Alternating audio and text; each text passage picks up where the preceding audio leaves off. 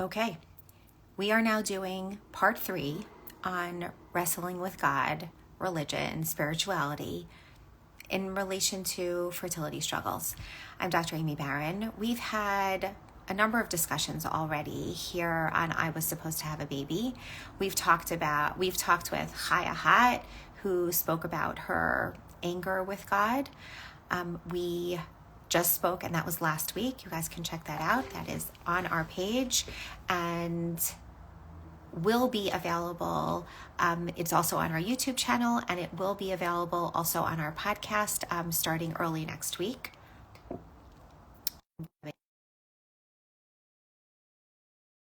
We had a conversation early this morning with Kayla Haber-Goldstein, who shared her personal insights as to how she personally dealt with her own struggles. Hi, Rav Solomon. Rav Johnny. I don't even know what I'm calling you, actually. I'm in the middle of a sentence and I'm just saying hello and I don't know what I'm calling you. Call me Rav Johnny. Call me Johnny. We're friends. It's great to see you, Amy. It's great to see you too, Rav Johnny. Okay, let me just finish that sentence in regard to Kayla. So, Kayla spoke to us about her own personal struggles and how she did a lot of work internally. She did a lot of work speaking to her husband, speaking to her father, who's a tremendous Rav, speaking to people in her family and other Rabbeim about how to think about this relationship with God. And now I'm here and I'm turning to you. And, you and I found each other via the great wide virtual world web situation. But I have been really struck with your approach to life and struggle. So please, I really want people to get to know you. So please introduce yourself first, and then we'll just launch right into the topic at hand. Okay, firstly, it's a real pleasure being here. And as you know, I'm a big fan of what you do and of this channel and of the community you've created and the support you're giving. So I just want to say that ahead of time. Secondly, as people can tell from my accent, I'm originally from the UK. I now live in Israel. I made Aliyah 10 years ago. I'm an educator. I teach in various seminaries. I'm an educational consultant.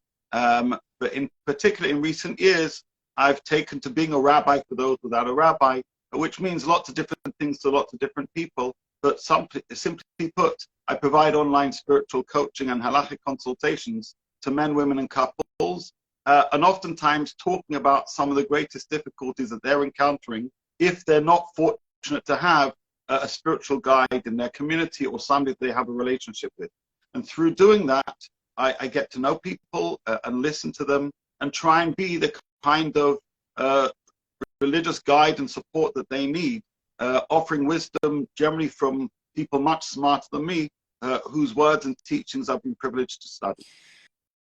Okay, Rav Johnny. So my question to you is, look, I have seen the kinds of things that you've put out on social media, and you do have a lot of these very thought-provoking conversations because with lots of different people. But the piece that I'm most interested in, obviously, is the fertility piece. But really what this is we're talking about struggle.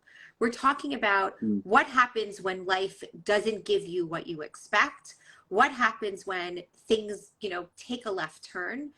And frankly, this is a topic that's relatable for everyone in this community and beyond. And I know that, you and I spoke, you have counseled many people who have been handed things that they have not expected.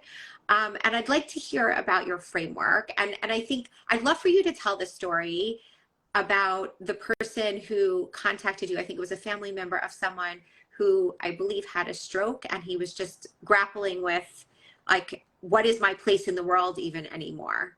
So please.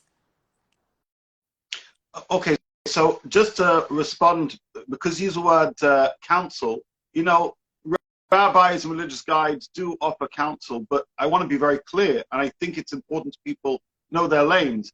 I'm not a therapist. In fact, I oftentimes and regularly emphasize to people who are coming to me for some guidance that they should seek therapies. Instead, what I try and add is a religious dimension, a spiritual piece, some wisdom that perhaps people are looking for during their difficult times. And I'm a strong advocate for that dual approach of having professional support, but also making sure that our soul that sometimes feel lost is given the kind of guidance that oftentimes we need. You mentioned one particular person. In general, by the way, my clients are anonymous, and obviously their names and their locations are unknown other than to me and those who turn to me. There is one individual who we took a decision for that not to be the case. His name is Eitan. He lives in Efrat. And 5 years ago, he suffered a stroke and continues to suffer from the impact of that and aphasia. And aphasia means that he can't read, he can't write, he struggles to say many words. And his wife contacted me just under a year ago. She found me also through social media. She'd been a follower of my commentary on Daf Yomi. And she said, listen, Eitan has got physical therapy, he's seen therapists. There's something missing in terms of his healing. He's somebody who feels that part of his spirit was taken from him because of the trauma that he experienced. He wasn't going to synagogue and wasn't able to do the things that perhaps a person who's roughly my age in his mid-40s was used to doing, studying Torah, that kind of thing. And so she suggested that I meet with Eitan, and that I did. And over the past about 9 months, we have met regularly, almost every week. And I've tried to give him some insight about him and his purpose, and tried to come up with out-of-the-box solutions, precisely because I'm not a doctor, precisely because I'm not looking at him medically.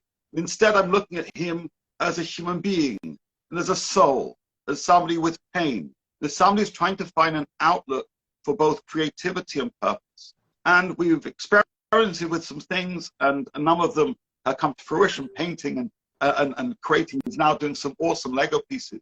But more significant is his understanding that there is a point to life.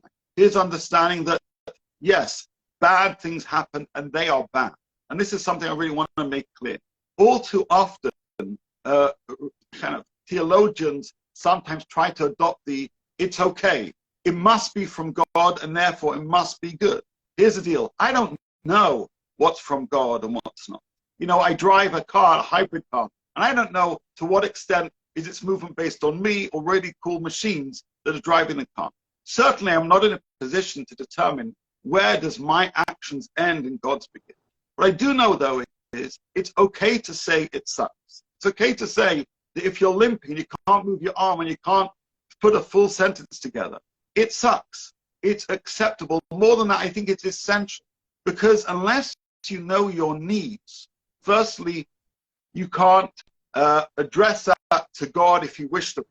And unless you wrestle with your pain, all too often you simply paste it over as if it doesn't exist. But then it grows and it grows in worse ways. It can lead to aggression. It can lead to destruction.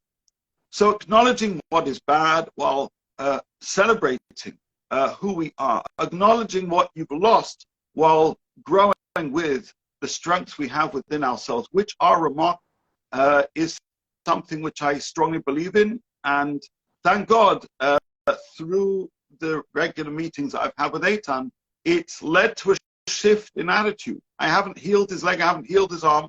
He's not physically better. What I can say is looking at life in a way which both recognizes difficulty, but also speaks from a place of hope is, I think, what I believe to be the Jewish tradition that I've received from some of my teachers. And by sharing those teachings, it seems to have lifted him, it seems to lift others. So it's that balance between honesty and looking towards the future, while in that moment in time saying, if I'm here, there is a reason, and I must maximize who I am at this moment in time, because that itself, that life itself is a gift. Whatever else we get in life, whatever else we don't get in life, there is this thing called the gift of our life, and being real with that and recognizing that, and if possible, celebrating that, is a good way to move forward. I mean, there's so many pieces of what you said that I think are so important for this community and so relatable. You know, the idea, actually, you know, we just last week's Parsha and Beshalach, right? I actually just spoke about this in relation when I, you know, give a little tiny discussion about the Parsha, about how the Jews were complaining, right? Complaining over and over and over again, right? You didn't give me this, you didn't give me that. It's too hot. I'm hungry. I need meat. I can't believe you want us to cross through the sea. Like they couldn't appreciate even the slightest bit of good that they had. It was just a lot of complaining. And so one piece of what you just spoke about is definitely that piece of, like, there is pain and there is struggle and nobody is minimizing that, but there is also simultaneously, there is good, and there is possibility of being happy in small pieces, and there is celebration, that the human existence, the very human existence, means that we can simultaneously hold each of these emotions and hold each of these pieces in our lives, that we can be happy and sad, and we can be absolutely devastated from trauma, but also recognize that there are pieces that are good. And I think that that's an incredible... It's that tradition towards complexity. What bothers me is that all too often people offer simplistic answers to complicated questions. It's okay to say it's complicated. It's okay to say it's painful, and I also want to try and figure out a way to move forward. It's not just okay, I think it's honest. See, I'm just a strong believer in being honest. Be honest to say it hurts, that you have needs, you're frustrated, you're angry, and yet you want to try and find some light in this darkness. And nobody should ever negate that pain. And at the same time, people should be there with you as you try and negotiate the next steps forward. Yeah, I think that was actually exactly the second piece that I wanted to talk about more. This idea that we have to, each of us has to sit with pain. The notion that, you know, Hashem is in charge, Hashem knows what's best for you, you know, everything happens for a reason, just accept that whatever he's doing is for the good. Those are really difficult concepts when you're in the midst and when literally you're sitting in pain. I mean, I'm going to personalize this because I have to. You know, I had 4 second trimester miscarriages. And if anyone at any point, and there were many people who did, try to simplify it, exactly as you just said, who tried to simplify it and just said, you know, there's clearly a reason for this. Like, Hashem wants this to be. He wants, you know, there was a reason why you needed to have 4 babies that didn't make it in this world. I'm like, really? How is that helpful to me right now? I'm like literally bleeding. I'm struggling. I desperately wanted this child. These children were all perfect genetically. There was nothing wrong with them. There was nothing that we could say, oh, this is the reason why they needed to, they weren't meant to be here because they were sick, which a lot of times people do also. Or the, like, when people are dealing with years of infertility and they also end up like having other issues go on with their life. Maybe their job situation is not stable. Maybe their family or relationship is not stable. Maybe financially, there are a lot of other things that are going on. Sometimes people can point and say, oh, well, that's the reason why you're not getting pregnant, because you can't bring a baby into this kind of turmoil. It's turmoil. It's too much. And I think this idea of slapping like this simplistic label on people's deep pain is incredibly hurtful, incredibly hurtful. I would add further. I mean, we're speaking right now, 9,000 people, and it's growing, unfortunately, by the hour, have died in earthquakes from Turkey to Syria.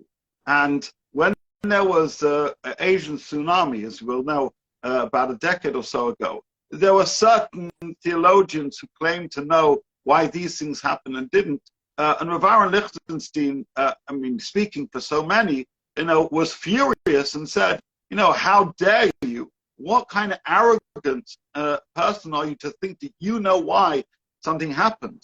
We're supposed to be humble, to claim to know why things happen, which, by the way, great Jewish theologians distinguish between natural events and divinely choreographed events. That's not to say God isn't part of the picture, but it is to say sometimes we don't quite know where is the cycle of nature happening and where is God's intervention necessarily occurring.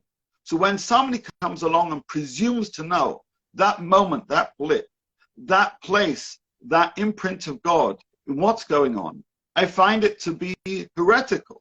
And I take umbrage on account of our tradition.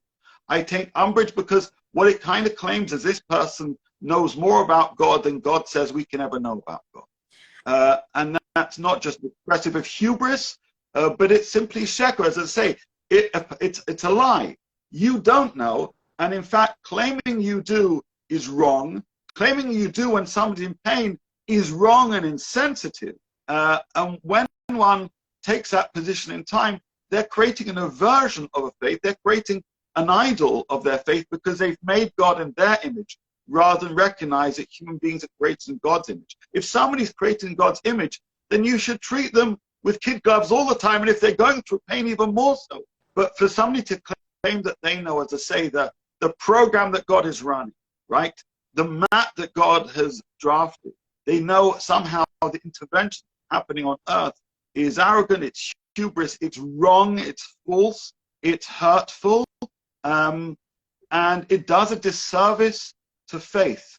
Because at a time where people need faith most, people try and speak in the name of God, try and speak in the name of faith, and in so doing alienate people.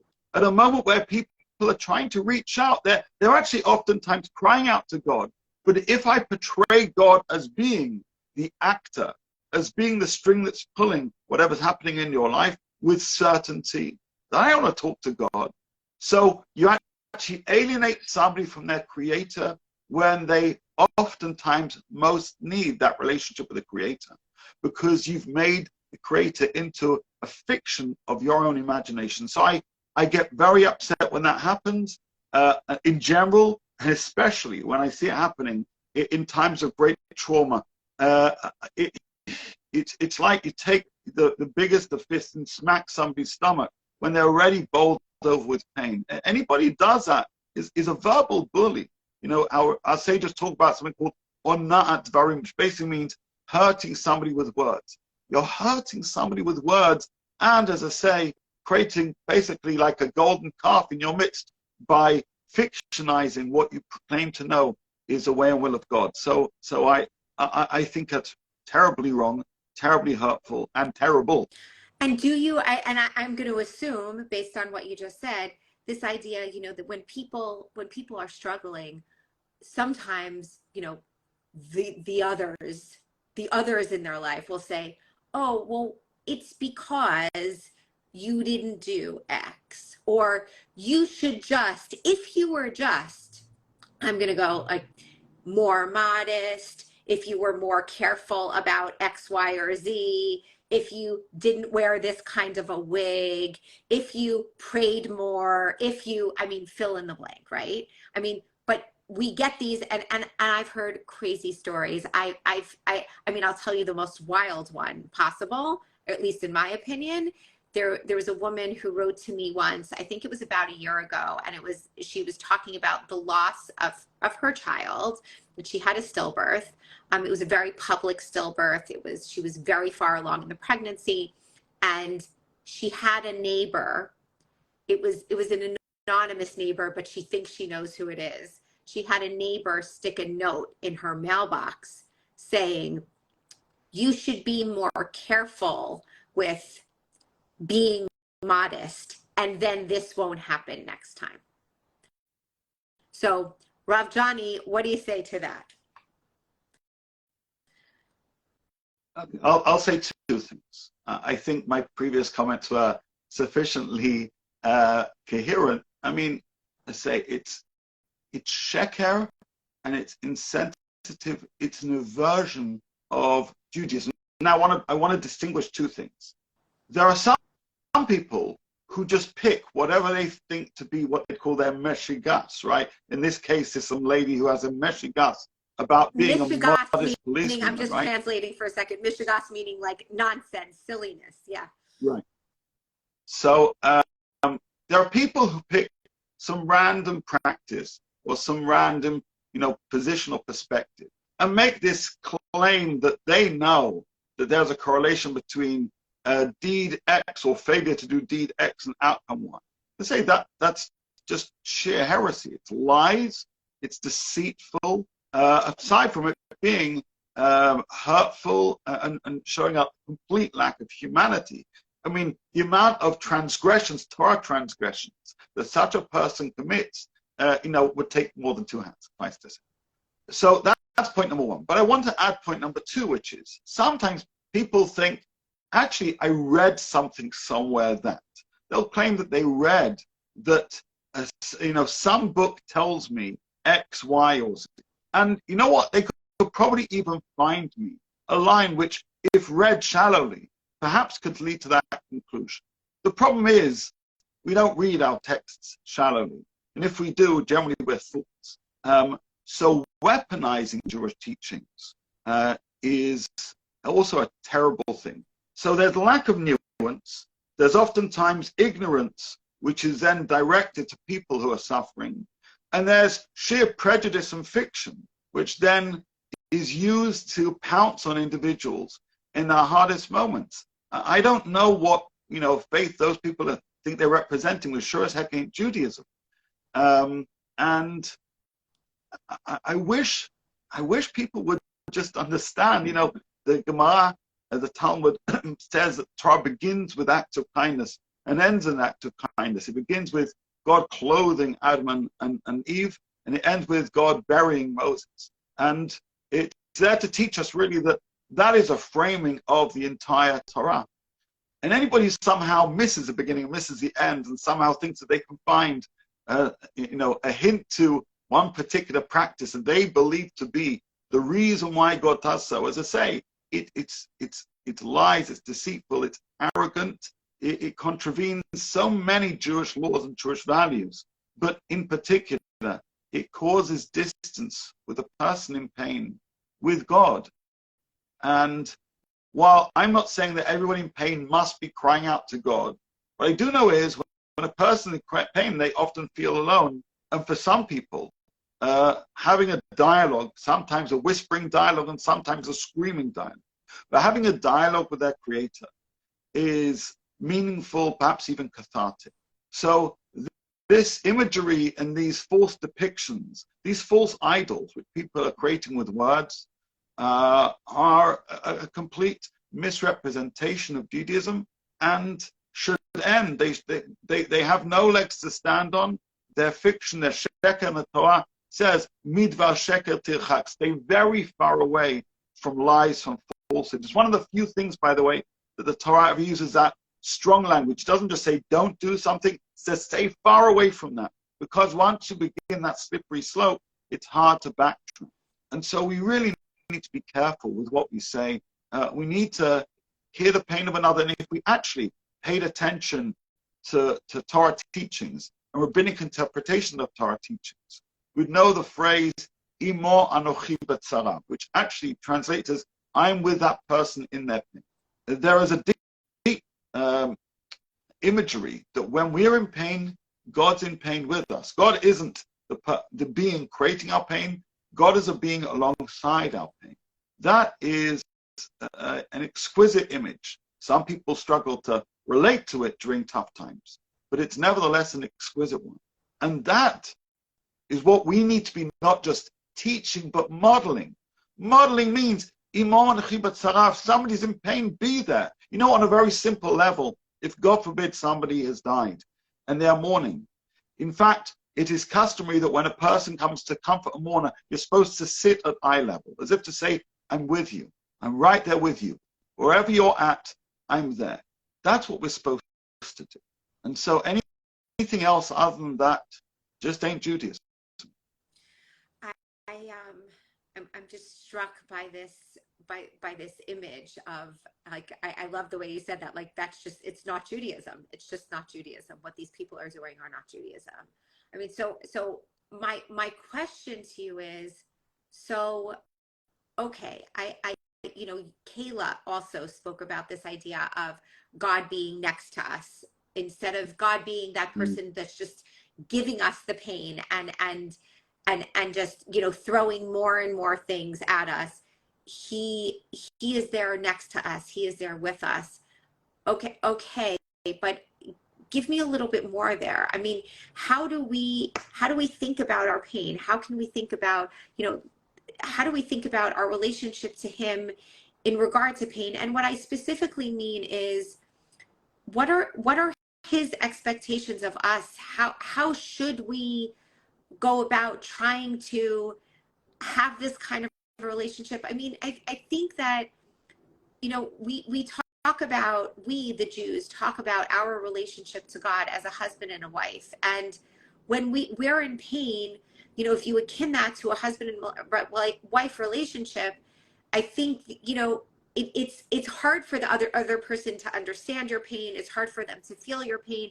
And often you feel like that there's a disconnect. There's this miscommunication. How come you don't understand me? How come you're not sitting with me? How come you're not supporting me more? And I think a lot of that can be brought into this same relationship with God. Like, what does he expect? And even more than that, what is realistic? Because when you're in deep pain, when someone is in deep pain, we don't have much capacity to be able to reach out and to bring him in order to be able to comfort us. We need the comforting. So how do you suggest that people work through this? Okay, so I'm going to begin by saying, when you asked, what does God expect of us? Remember, I made it very clear. I'm not any person, certainly any rabbi, who claims to know what God wants, unless it's made explicit in the Torah, is a charlatan who you should run far away. So I try not to be a charlatan.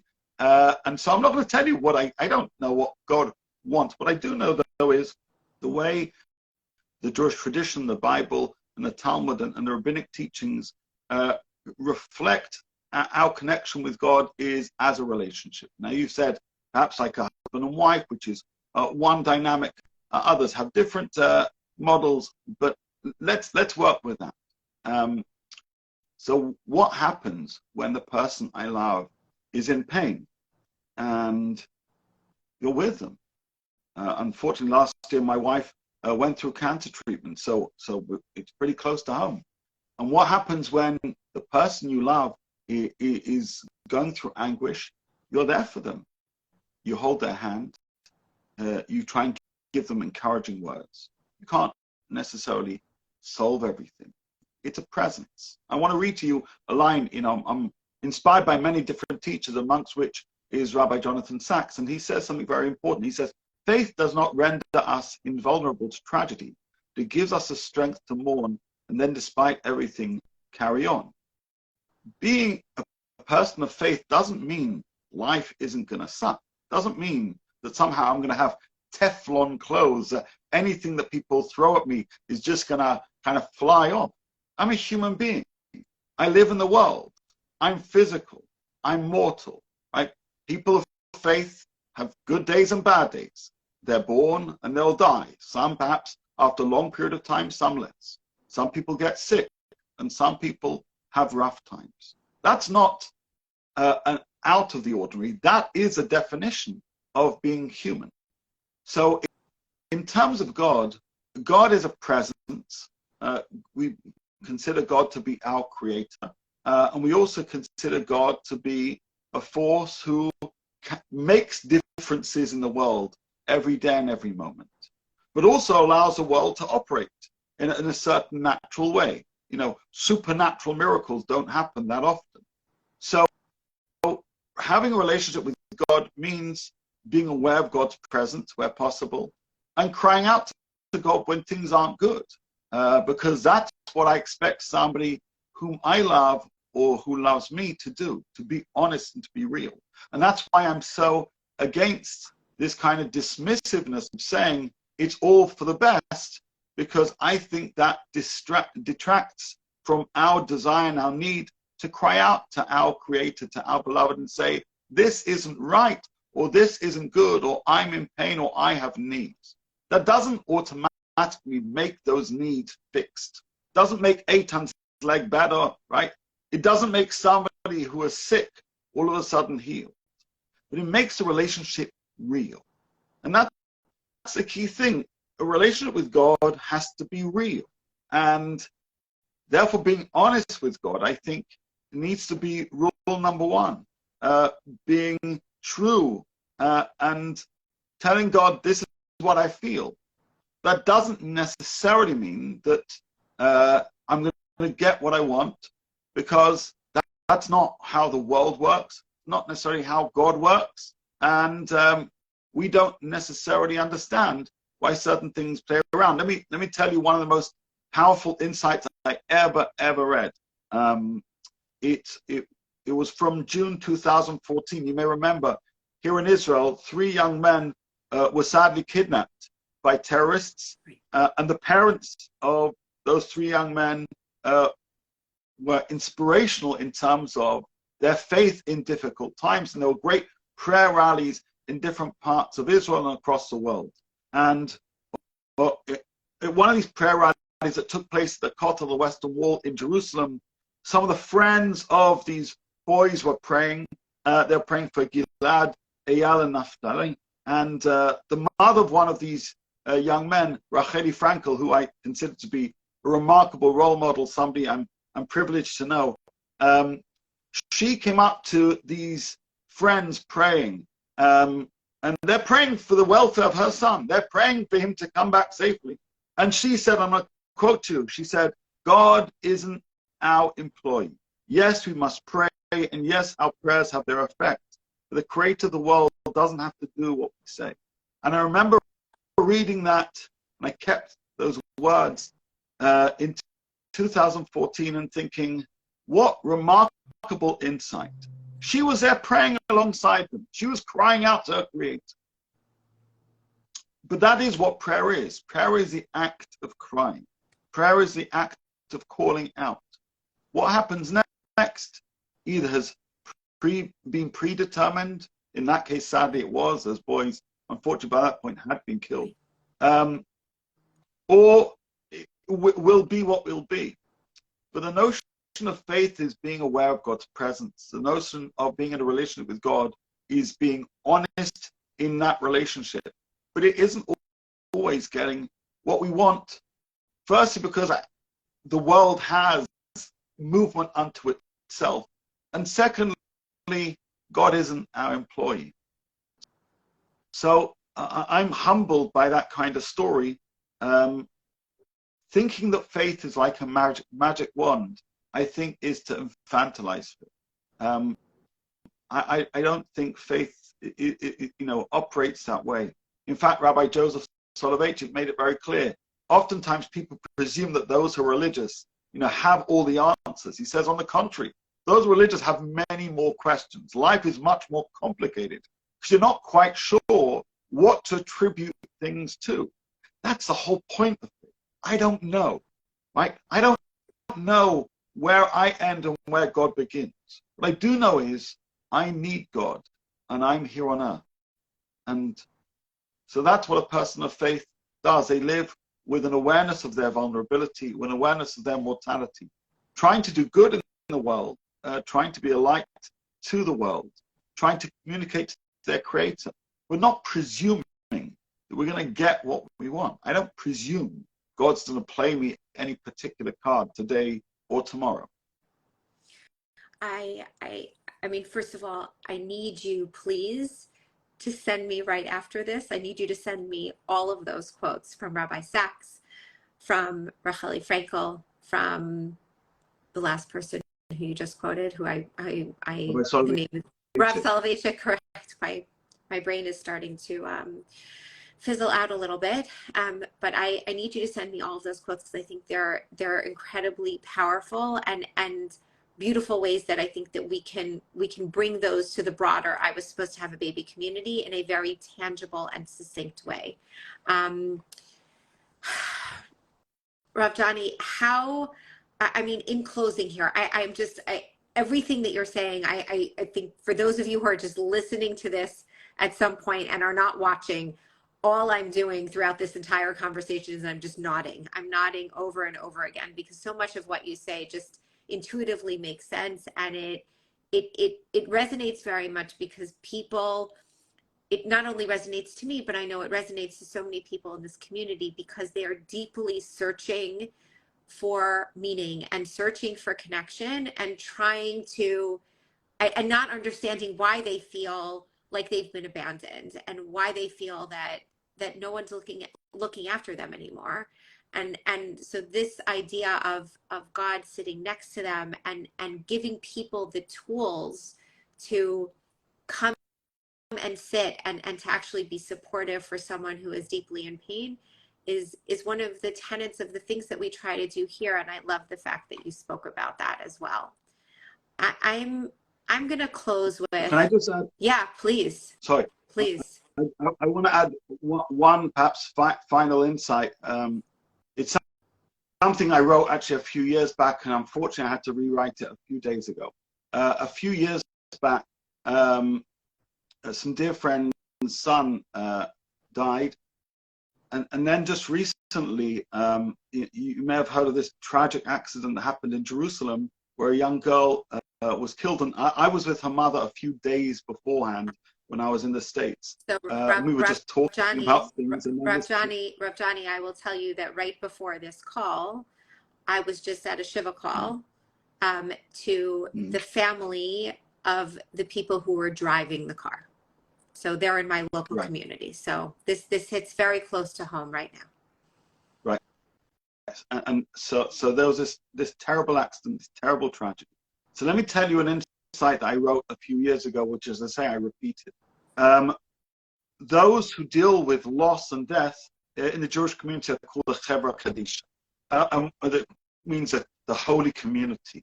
And we describe what they do in Hebrew as Chesed Shel Emet, kindness of truth. Now that's generally understood to be, they do kindness to those who've passed on. And so it's true kindness, because they're not going to be thanked for what they do. And that's the general understanding of that. But I remember a few years back, as I say, this terrible tragedy happened to some friends of mine. And their friend community wrote to me. They said, what do we say and what do we do when this loss has occurred? We are literally speechless. And I dwelt on that phrase, Chesed Shel Emet. I said, firstly, be abundantly kind. Do everything you can to help that family, not just today or not just this week. Be there for them for months and the years to come. You know, sometimes the Shivas are least hard in terms of people often bring food. It's a day after the Shiva, the week after the Shiva, and things like that. I said, be kind, be abundantly kind. Do anything you can. I said, but then also be true. Emet means true. And like I said before, all too often people say things which they think are well-meaning, but it's very hurtful. I said, please don't try and be theologians and explain why you think things happen. Be kind by also only speaking what you know to be true, which is there's been a loss. You don't know why, you don't know wherefore. So your greatest kindness isn't just bring soup and give people hugs, which you definitely should do, but be kind enough not to try and know what you don't know, claim what you can't prove, right? Say what simply is false. Be truthful. And that's what I said to them then. And just a couple of days ago, as I say, this tragedy happened, and I wrote to the group that I spoke to just a few days before this tragedy occurred, and I said, friends, you may well be wondering what to do and what to say. Be abundantly kind, but also be kind enough not to speak falsities, not to claim to know the way and will of God.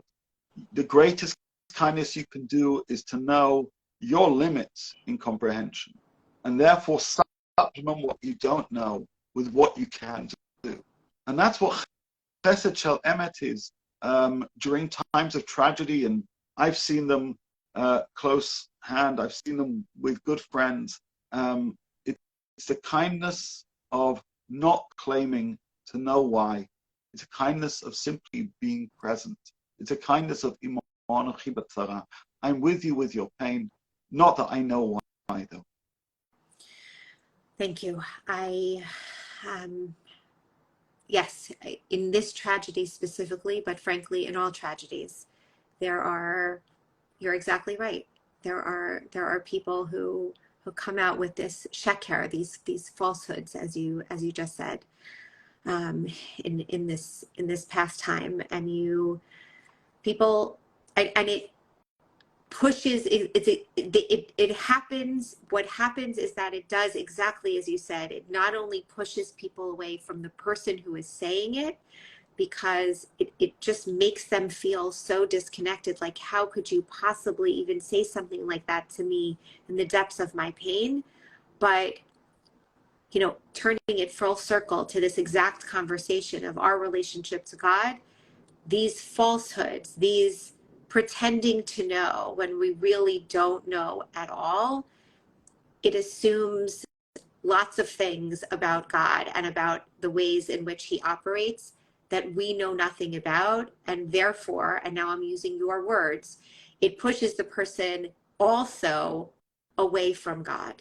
And that's one thing that no one ever wants to do. But these kinds of statements unfortunately end up having this kind of effect.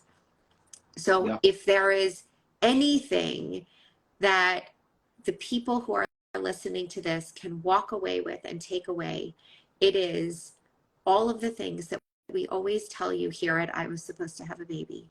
It is be kind, listen, don't judge, don't offer advice, don't ask to fix, don't offer suggestions, just be with people in their pain. That's what they need. They need you. They need the love. They need the hugs. They need the support. They don't need your hypothesis about the world or about the way God works or about this tragedy. And I just want to add one Yes. more thing. I know I said one more thing. No. I was going to say I'm giving you your final thoughts. And I have some very dear friends who unfortunately when my dear friend was pregnant, she realized that the child was going to be born and was going to die. There was no way of getting around it.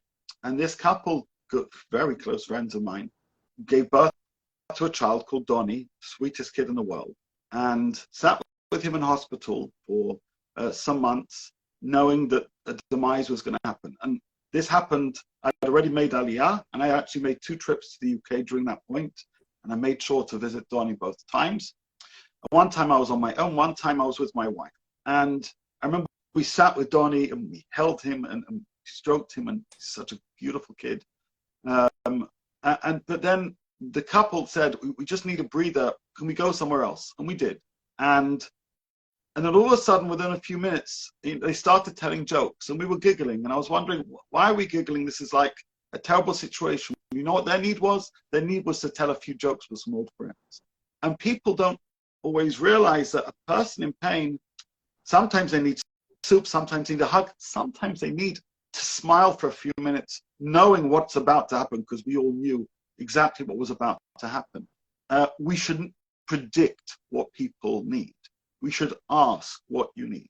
For them, they needed to go in a room and giggle for a few minutes, and then take a deep breath, and then go back out and know what was about to happen in the weeks that followed. Know that presuming what people need is as ridiculous as presuming why God does what God does. Listen, ask, say, what do you need? They may not know, by the way, but then run with them, right? Be that person next to them. If they say, I need to go for a walk, say, if it's okay, I'll be happy to join. For them, actually, they said, play me some piano. So I recorded some piano and played it for them. Different people need different things. And truly caring means I'll be there for you, whatever, which means doing whatever that person needs you to do. So I just want to share that because it was a very poignant memory, and I think those giggles help too. 1,000%. 1,000%. And I thank you for that. Thank you for offering that perspective, because we can't, I think now we're coming full circle to the beginning of this conversation, right? We are human beings and we have the ability to hold complicated emotions and conflicting emotions. And we can hold happiness and pain. We can hold giggles and we can hold grief. We can hold all of these things at the same time. And we should, if that's what the person who is suffering, we should be able to hold them. So thank you, Rav Johnny. Thank you so much for your words of wisdom here today. Please, please, please, please tell people how to find you, how to reach out. And I'm assuming that they can reach out to you if they have any other further questions or want to discuss any of these issues with you a little bit more. Sure. I'm available on Facebook, on Instagram, on email. Some people still use it, on WhatsApp. On Facebook, just under the name Johnny Solomon, or I have a Facebook page, Rabbi Johnny Solomon. The same thing on Instagram. But yeah, with pleasure. If anybody has, anything that we've said together has spoken to individuals and they want to explore them more, if there are things I've shared you'd like to find more about, please feel free to be in contact, and I'd be happy to be of service. Yeah, that's what it means to be a virtual rabbi, to be available to people in different parts of the world, different times of the day as well. But also thank you, Dr. Amy, because you are, Rabbi Sachs says that conversations are often like prayers. And we haven't been publicly praying, but this is a prayer that things could be different, a prayer that people could handle pain differently, and a prayer that those who witness others in pain have the wisdom to know what to say and what not to say. So this has been both a great conversation and a very spiritual encounter as well. And I thank you for that. Thank you. Thank you. And to everyone out there, we will be continuing this conversation on wrestling with God and religion and spirituality through the end of this week. All of the content that we've been talking about is saved in our highlights. So come take a look at that. And Rav Johnny, thank you so much. Have a good afternoon and good evening, everybody. You too.